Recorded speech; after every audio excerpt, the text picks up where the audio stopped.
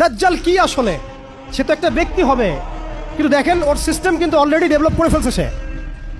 সে কি প্রত্যেকটা জায়গায় পায়ে হেঁটে হেঁটে গিয়ে শাসন করবে? আপনাদের তাই মনে হয়? সে প্রত্যেকটা জায়গায় তার এজেন্টদেরকে বসাবে, এটাই বাস্তব।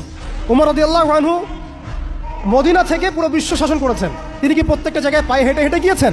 এটা কি পসিবল? ইসলামের প্রতিনিধি ছিল, সাহাবায়ে কেরাম বিভিন্ন জায়গায় ছিলেন তার পক্ষ থেকে। মাসিহুদ দাজ্জাল অনেকটা সেম কাজ করতে পারে। দেখুন, খেয়াল করে সে তার অনুসারীদেরকে সব জায়গায় বসিয়ে দিয়েছে, সবাই তার ভাষায় কথা বলছে।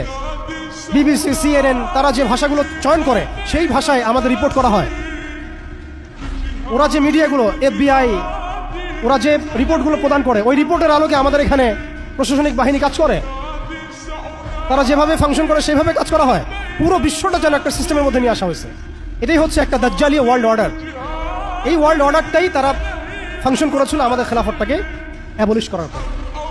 এই কারণে আমাদের এখানে প্রশ্ন উঠতেছে যে উম্মার পুনর্গঠন কেন দরকার, কিভাবে সম্ভব?